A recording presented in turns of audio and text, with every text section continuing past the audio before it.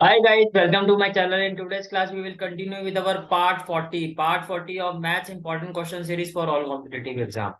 Previous class में हमने क्या किया था, पहले मैं आपको ये बता देता हूँ। प्रीवियस क्लास में मैंने अपलोड किया था पार्ट 39 और पूरी कॉम्पिटेटिव एग्जाम सीरीज की जो प्लेलिस्ट है, पूरी कॉम्पिटेटिव एग्जाम सीरीज की जो भी प्लेलिस्ट है, उन सभी के लिंक आपको डिस्क्रिप्शन में मिल जाएंगे। ठीक है, तो चलिए बात करते हैं आज के पहले क्वेश्चन की। जहां तक आज की क्लास का पहला फर्स्ट क्वेश्चन है आपका, और बहुत ही इंपॉर्टेंट और इंटरेस्टिंग क्वेश्चन है।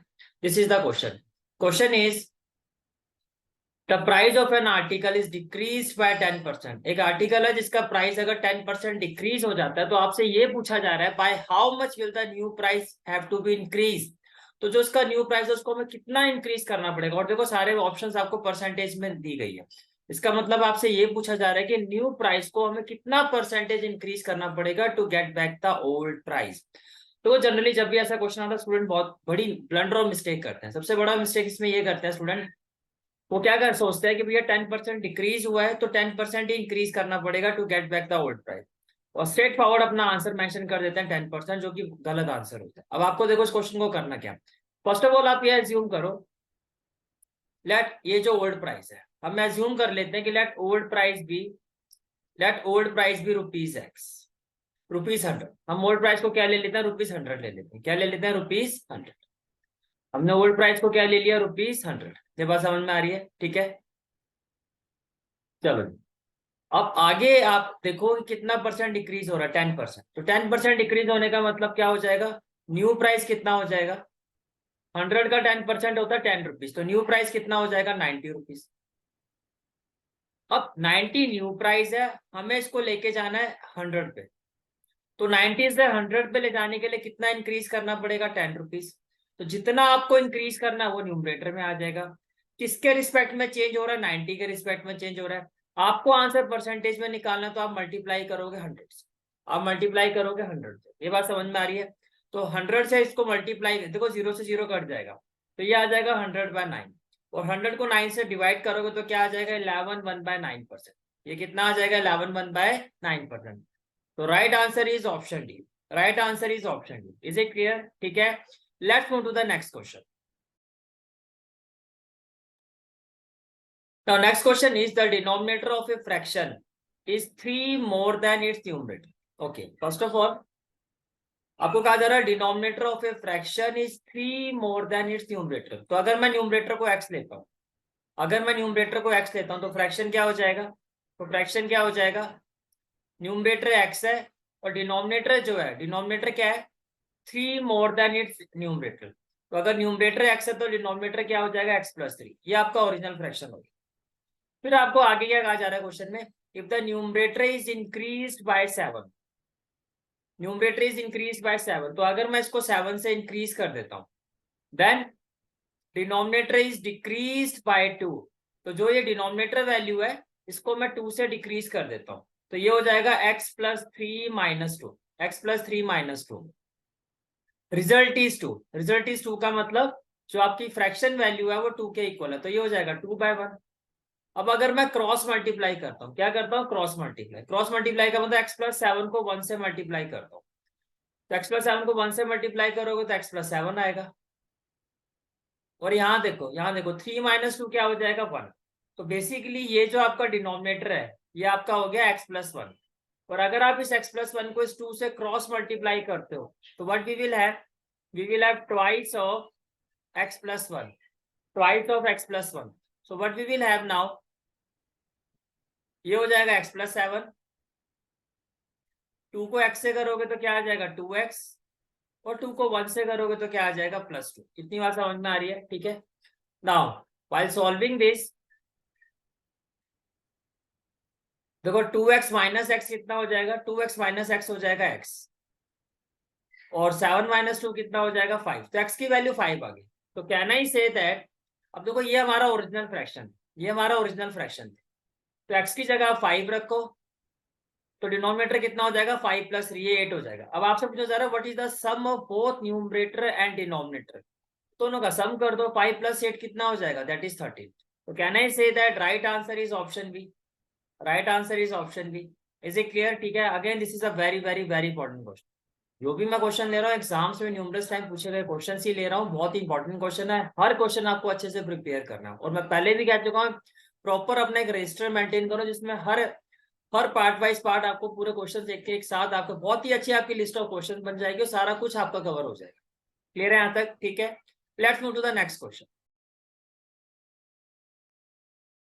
Guys again very very very important question, but before proceeding with the question मैं आपको ये बता देता हूँ कि हमारी रीजनिंग क्वेश्चंस, जो हमारा रीजनिंग पार्ट है वो भी मैंने स्टार्ट कर दिया। इसकी ऑलरेडी मैं 2 प्लेलिस्ट अपलोड कर चुका हूँ।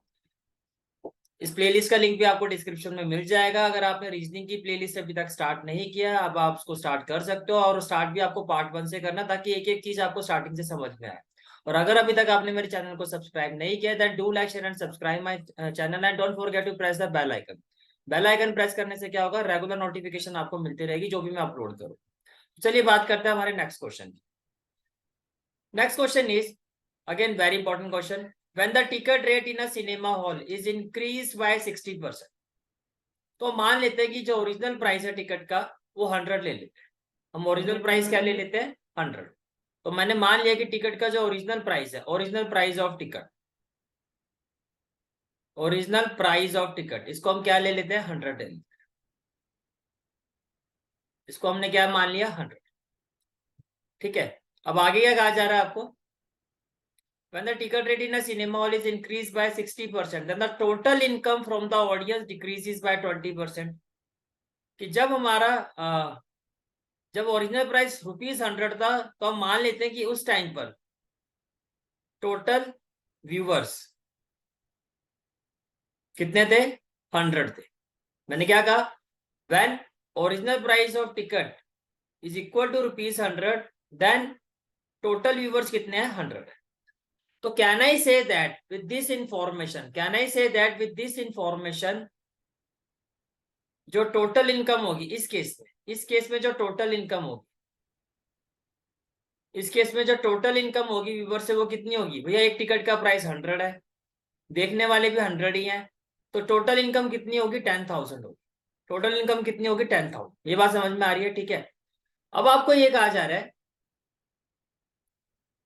when the ticket rate in a cinema hall is increased by 60%, तो जो टिकट रेट है, ये हमारा ticket rate, this is a ticket rate, this is a ticket rate.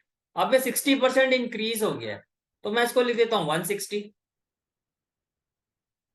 Then the total income from the audience decreases by 20%। 10,000 का 20% कितना हो जाएगा? Decrease by 20% का मतलब 80% इनकम हो गई है, तो 10,000 का 80% कितना हो जाएगा? 10,000 का 80% कितना हो जाएगा? अब इनकम 80% हो गई है, टिकट प्राइस इंक्रीज करने से अब इनकम 80% हो गई, तो 0 से 0 कैंसिल कर दो आप, तो ये आ जाएगा आपका 8,000। कितना आ जाएगा? 8,000। तो अब जो टोटल इनकम है वो 8,000 हो गई। अब आपसे पूछा क्या जा रहा है? What percentage of the number of viewers must have decreased. तो हम मान लेते हैं कि x परसेंटेज व्यूवर्स डिक्रीज हो गए, नंबर ऑफ व्यूवर्स को हम x ले लेते हैं। क्या ले लेते हैं? x ले लेते हैं, राइट।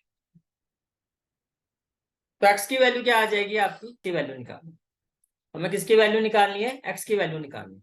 तो x की वैल्यू क्या हो जाएगी? 8,000 बाय 160। x की वैल्यू क्या हो जाएगी? 8,000 बाय 160। 0 से 0 कैंसिल हो जाएगा हमारा ये, ठीक है। और ये आ जाएगा 16 5 जा 80 और 0 50 आ जाएगा, 50 आ जाएगा। अब हमें परसेंटेज निकालना है, तो देखो ओरिजिनल कितने थे व्यूवर्स? 100, अब कितने हो गए? 50, और परसेंटेज निकालना तो 100 से मल्टीप्लाई कर दो, तो कैंसिल होके कितना आ जाएगा? 50% आ जाएगा। कितना आ जाएगा? 50%। इसका मतलब टिकट प्राइस इंक्रीज होने से 50% व्यूवर्स जो है वो डिक्रीज हो गया। 50% व्यूवर्स क्या हो गया? डिक्रीज हो गया। फिर से रिपीट कर देता हूँ, ओरिजिनल प्राइस ऑफ टिकट को आप क्या लोगे? ओरिजिनल प्राइस ऑफ टिकट को आप 100 रुपीज ले लोगे। टोटल नंबर ऑफ व्यूवर्स हमने ये मान लिया कि जब प्राइस टिकट का जब प्राइस 100 रुपीज था, तो टोटल व्यूवर्स 100 थे, हमने ये मान लिया। In that scenario total income कितनी हो जाएगी? 100 इंटू 100। ये टिकट प्राइस है आपका और ये नंबर ऑफ व्यूवर्स है, तो टोटल इनकम कितनी आ गई? 10,000। फिर हमें एक आ गया कि जैसे ये टिकट प्राइस 60% इंक्रीज हुआ, यानी कि 160 हुआ, तो जो इनकम है 20% रेड्यूस होगी, यानी कि पहले वाली इनकम का 80%, तो ये आ गया 8,000। तो टोटल नंबर ऑफ व्यूवर्स कितने परसेंट डिक्रीज हुआ? तो पहले हमने नंबर ऑफ व्यूवर्स फाइंड किया, जो हमारा आ गया 50। 160 से हमने 8,000 को डिवाइड कर दिया, 8,000 से 160 को क्या कर दिया? डिवाइड, आ गया 50। अब पहले जो टोटल व्यूवर्स थे वो कितने थे 100, अब कितने रह गए 50, परसेंटेज में निकालना है तो इंटू 100, तो सीधा आ जाएगा 50%। Is it clear? ठीक है, let's move to the next question.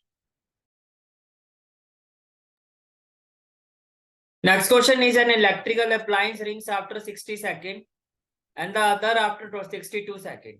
भाई जब भी इस तरह का क्वेश्चन आता है, टू बेल रिंग कर रही है, दोबारा वो सेम टाइम पर कब करेंगी, या दो बल्ब जल रहे हैं दोबारा सेम टाइम पर कब जलेंगे, तो जब भी इस तरह क्वेश्चन आता है तो देखो आपकी अप्रोच क्या होनी चाहिए। पर पहले मैं क्वेश्चन उससे पहले पूरा पढ़ देता हूँ।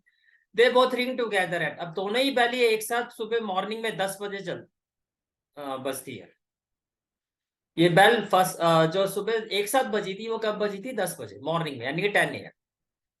Then when will they play together again, then when will they play together again, ये आपका क्वेश्चन और ये आपकी ऑप्शन है। these are the options। तो देखो जब भी ऐसा क्वेश्चन आता है आपको क्या करना है, ये जो टाइम गिवन होता है, जब भी इस तरह क्वेश्चन आता है जो टाइम गिवन होता है उसका आप एलसीएम निकाल दो। तो आप अगर मैं 60 और 62 का एलसीएम निकालता हूँ, 60 और 62 का एलसीएम निकालता हूँ तो ये 2 पर जाएगा, ये 30 हो जाएगा, और ये आपका कितना हो जाएगा? 31 हो जाएगा। ये बात समझ में आ रही है? ये 30 हो जाएगा, 31 हो जाएगा।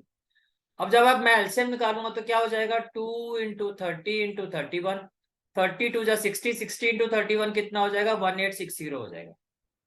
अब 1860 ये जो आया आपका, ये एक्चुअली आपका आया सेकंड में। तो आपको इसको किस में कन्वर्ट करना है? मिनट में। आपको इसको किस में कन्वर्ट करना है? मिनट में। तो अगर मैं इस 1860 को 60 से डिवाइड करता हूँ तो ये आ जाएगा 6 3 जा 18, तो 31 मिनट आ गया, 31 मिनट।